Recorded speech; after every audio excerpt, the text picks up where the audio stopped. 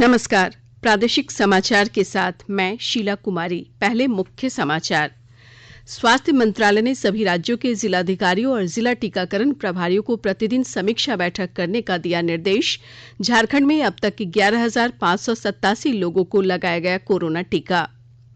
झारखंड को मिली corona vaccine की दूसरी खेप।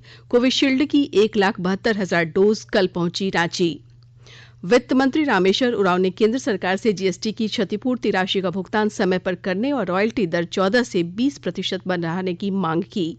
और श्रम मंत्री सत्यानंद भोक्ता ने कहा कि राज्य सरकार और रोजगार उपलब्ध कराने की दिशा में कर रही प्रयास। नए वित्त वर्ष में हजारों लोगों को रोजगार देने की योजना। अब समाचार विस्तार से। कोविड-19 महामारी के खिलाफ देश एकजुट होकर लड़ रहा है। आप भी हमारे साथ सुरक्षा और बचाव के 3 आसान एहतियाती उपायों का संकल्प लें। मास्क पहनें, 2 गज की दूरी है जरूरी, सुरक्षित दूरी बनाए रखें, हाथ और मुंह साफ रखें। स्वास्थ्य मंत्रालय ने सभी राज्यों के जिला अधिकारियों और जिला टीकाकरण प्रभारियों को टीकाकरण स्थलों के प्रभारियों के साथ प्रतिदिन समीक्षा बैठक करने को कहा है। साथ ही कोल्ड चेन के बारे में भी राय लेने को कहा है। केंद्रीय स्वास्थ्य मंत्रालय ने बताया कि देश के 20 राज्यों और केंद्र शासित प्रदेशों में कोविड टीकाकरण के अंतर्गत 14,119 केंद्रों पर टीके लगाए गए हैं। 16 जनवरी को शुरू हुए विश्व के इस सबसे बड़े टीकाकरण अभियान के 5वें दिन कल 1,12,007 लोगों को टीका लगाया गया।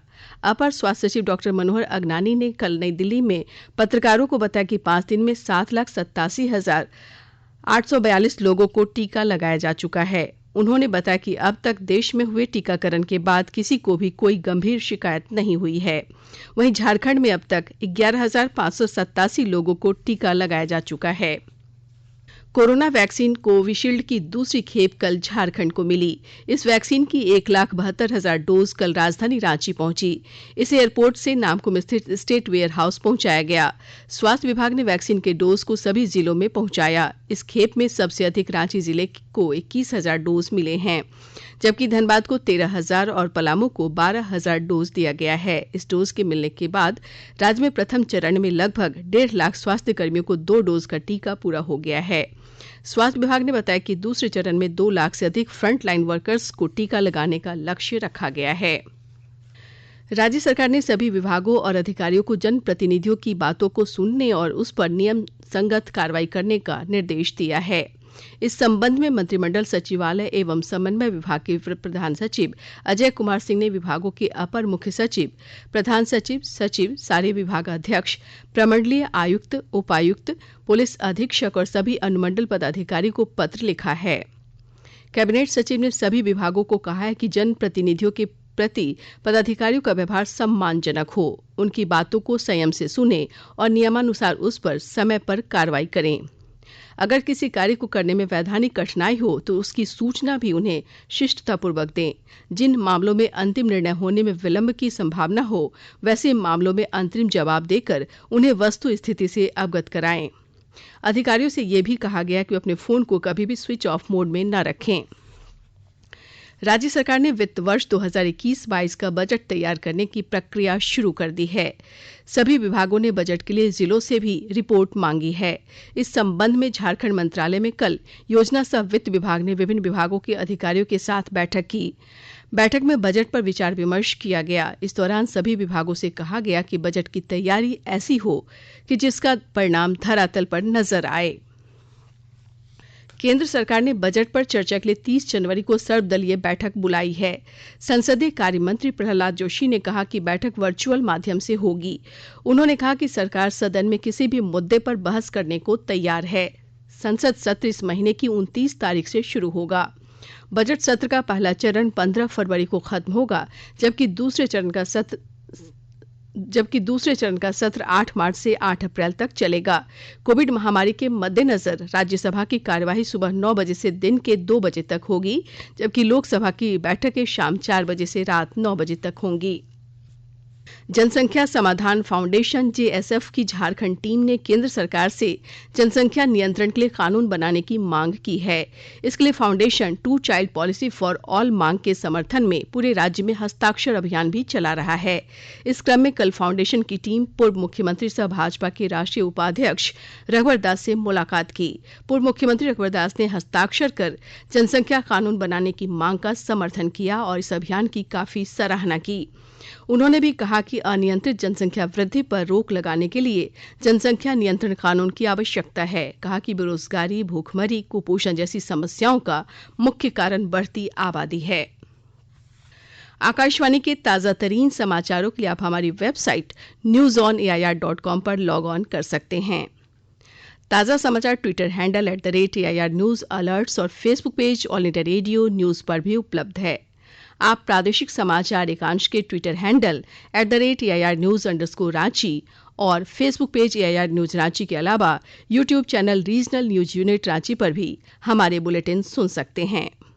प्रादेशिक समाचार आप आकाशवाणी रांची से सुन रहे हैं और अब पेश है कोरोना से बचाव के कुछ संदेश। कोविड-19 से बचाव और सुरक्षित रहने के 3 उपाय। मास्क लगाएं, 2 गज दूरी है जरूरी, सुरक्षित दूरी रखें, हाथ और मुंह साफ रखें।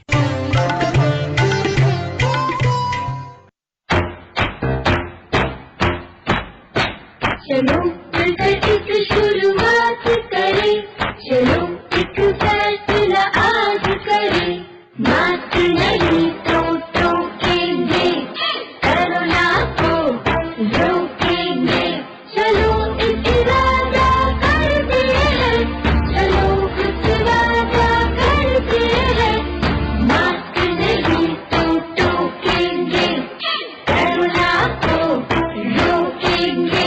भारत सरकार द्वारा जनहित में जारी। राज्य के वित्त मंत्री डॉक्टर रामेश्वर उरांव ने केंद्र सरकार से जीएसटी की क्षतिपूर्ति राशि का भुगतान समय पर करने का आग्रह किया है। केंद्रीय वित्त मंत्रालय को पत्र लिखकर डॉक्टर उरांव ने कहा कि केंद्रीय कर के हिस्से में लगातार गिरावट हो रही है, इससे राज्य का विकास कार्य प्रभावित हो रहा है। उन्होंने कहा कि केंद्र की ओर से विकास योजनाओं के लिए राशि का मासिक हस्तांतरण 20 तारीख को होता है, जिसके कारण राज्य सरकार को कर्ज लेना पड़ता है। इसके लिए उन्होंने केंद्र से मासिक हस्तांतरण 1 तारीख को करने का आग्रह किया। इसके अलावा डॉक्टर उरांव ने कहा कि झारखंड कोयला और लौह अयस्क उत्पादक राज्य है, इसलिए रॉयल्टी की दर 14% से बढ़ाकर 20% की जाए। उन्होंने डीवीसी के बकाया भुगतान को लेकर राज्य सरकार के खाते से राशि कटौती किए जाने की पर भी अंकुश लगाने का आग्रह किया। राजधानी रांची के कांके से भाजपा विधायक समरी लाल ने कल स्पीकर कोर्ट में विधायक प्रदीप यादव और बंधु तिर्की की सदस्यता समाप्त करने की मांग वाली याचिका दाखिल की। उन्होंने विधायक प्रदीप यादव और बंधु तिर्की के खिलाफ दल बदल कानून का उल्लंघन करने का आरोप लगाते हुए सदस्यता समाप्त करने का आग्रह किया है। उन्होंने कहा है कि विधायक श्री यादव और श्री तिर्की ने 10वीं अनुसूची का उल्लंघन किया है। 2019 विधानसभा चुनाव में प्रदीप यादव पोड़ैयाहाट विधानसभा से और बंधु तिर्की मांडर विधानसभा के लिए झाविमो के उम्मीदवार के तौर पर विधायक निर्वाचित हुए थे। विधायक निर्वाचित होने के बाद से ही श्री तिर्की और श्री यादव दोनों पार्टी विरोधी गतिविधि में शामिल रहे। इस कारण झाविमो ने कारण बताओ नोटिस जारी किया और कुछ समय बाद झाविमो ने विधायक प्रदीप यादव और बंधु तिर्की को प्राथमिक सदस्यता से बर्खास्त कर दिया। चतरा जिला भाजपा कार्य समिति की बैठक में भाजपा नेताओं ने राज्य सरकार पर वादाखिलाफी का आरोप लगाया है। विस्तृत ब्यौरे के साथ हमारे संवाददाता। चतरा जिला भाजपा कार्य समिति की बैठक में प्रदेश अध्यक्ष दीपक प्रकाश ने कहा 1 साल का कार्यकाल पूरा करने के बाद सरकार के पास दिखाने को कुछ भी नहीं है। उन्होंने कहा कि राज्य सरकार महिला सुरक्षा के मामले में पूरी तरह सफल रही है।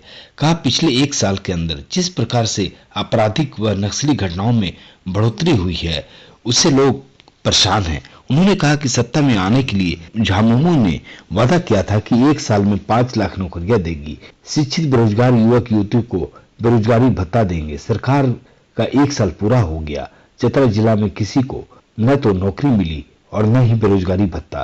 सांसद सुनील कुमार सिंह ने कहा कि भाजपा सकारात्मक और रचनात्मक राजनीति में विश्वास करती है।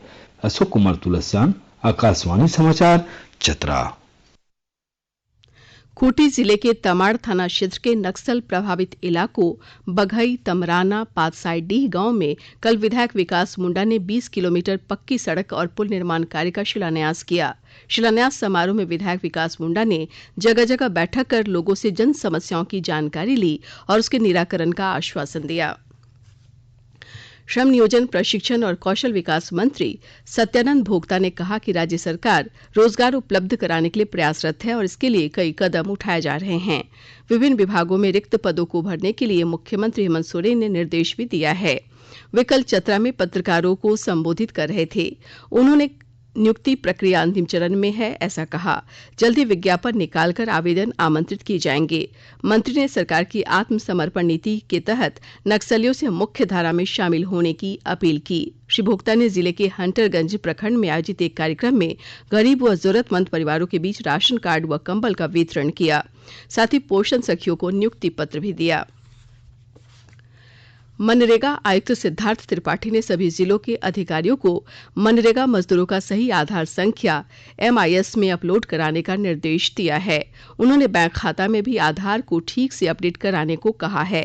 उन्होंने बताया कि मनरेगा मजदूरों की मजदूरी का ट्रांजैक्शन फेल होने के बाद जांच में पाया गया कि बैंक खातों और MIS में KYC सही से प्रविष्ट नहीं है, जिसके कारण मजदूरी की राशि उनके बैंक खाते में नहीं जा रही है।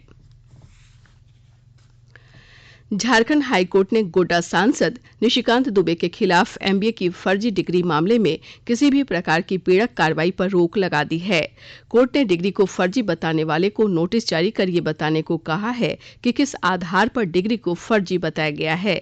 इस मामले में याचिकाकर्ता ने थाने में शिकायत दर्ज कराई थी कि MBA के साथ उनकी अन्य डिग्रियां भी फर्जी हो सकती हैं, जिसकी जांच आवश्यक है। उसी आधार पर पुलिस ने नगर थाने में FIR दर्ज कर कार्रवाई शुरू की थी। चतरा जिले के राजपुर थाना क्षेत्र अंतर्गत डुमरिया जंगल में पुलिस दल को नुकसान पहुंचाने के उद्देश्य से नक्सलियों द्वारा लगाए गए ID बम की चपेट में आने से एक युवक गंभीर रूप से जख्मी हो गया। घायल व्यक्ति जंगल में मवेशी चराने गया था। इसी दौरान उसका पैर नक्सलियों द्वारा लगाए गए ID पर पड़ गया। इस घटना में युवक का पैर पूरी तरह जख्मी हो गया। सूचना के बाद राजपुर थाना पुलिस और CRPF की संयुक्त टीम घायल युवक को सदर अस्पताल पहुंचाया, जहां चिकित्सकों ने प्राथमिक उपचार कर रिम्स रेफर कर दिया। और अब संक्षिप्त खबरें। धनबाद शहर के मनोरम नगर में हार्डकोर कारोबारी विजय खन्ना के घर डकैती के मामले में चोरी की प्राथमिकी दर्ज करने पर SSP असीम विक्रांत मिंज ने धनबाद थाना प्रभारी संजीव कुमार तिवारी को निलंबित कर दिया है। उनकी जगह पर पुलिस लाइन से इंस्पेक्टर विनय कुमार को धनबाद पुलिस स्टेशन का नया OC बनाया गया है। संजीव कुमार तिवारी पर आरोप है कि उन्होंने मनोरम नगर में हुई घटना का सच छिपाया। राज्य सरकार ने बाघमारा विधायक ढूलू महतो के 4 समर्थकों समेत जिले के 14 लोगों के सुरक्षा कर्मियों को वापस ले लिया है। जिला पुलिस ने इन लोगों को मिल रही धमकी व संभावित खतरे के मद्देनजर 7 जनवरी को अस्थायी तौर पर बॉडीगार्ड दिया था। और अब आइए सुनते हैं अखबारों की सुर्खियां। राज्य में प्रकाशित होने वाले लगभग सभी प्रमुख दैनिक अखबारों ने अमेरिका में जो बाइडेन और कमला हैरिस के शासन की शुरुआत की खबर को प्राथमिकता के साथ प्रकाशित किया है। अधिकारियों को जनप्रतिनिधियों के साथ सम्मानजनक व्यवहार रखने संबंधी खबर को प्रभात खबर ने पहले पन्ने पर प्रकाशित किया है। राज्य में रोजगार उपलब्ध कराने को लेकर मिशन रोजगार में जुटी हेमंत सरकार, होंगी एक मुफ्त बहालियां शीर्षक से दैनिक जागरण ने टॉप बॉक्स में खबर प्रकाशित किया है। दैनिक भास्कर ने झारखंड को मिली कोरोना वैक्सीन की दूसरी खेप की खबर को पहले पेज पर जगह दी है। केंद्र सरकार के कृषि कानून को 1.5 साल टालने के प्रस्ताव संबंधी खबर को हिंदुस्तान ने अपनी पहली सुर्खी बनाया है। रांची एक्सप्रेस ने पड़ोसी देशों को कोरोना टीका उपलब्ध कराने की खबर को अपनी पहली खबर बनाया है। अंग्रेजी में प्रकाशित द टाइम्स ऑफ इंडिया ने भी कृषि कानून को 18 माह तक टालने के प्रस्ताव को प्राथमिकता के साथ प्रकाशित किया है। अमेरिका में बाइडेन बने 46वें राष्ट्रपति शीर्षक से द हिंदुस्तान टाइम्स ने अपनी पहली सुर्खी बनाया है। अंत में मुख्य समाचार एक बार फिर। स्वास्थ्य मंत्रालय ने सभी राज्यों के जिलाधिकारियों और जिला टीकाकरण प्रभारियों को प्रतिदिन समीक्षा बैठक करने का दिया निर्देश। झारखंड में अब तक 11,587 लोगों को लगाया गया कोरोना टीका। झारखंड को मिली कोरोना वैक्सीन की दूसरी खेप कोविशील्ड की 1,72,000 डोज कल पहुंची रांची।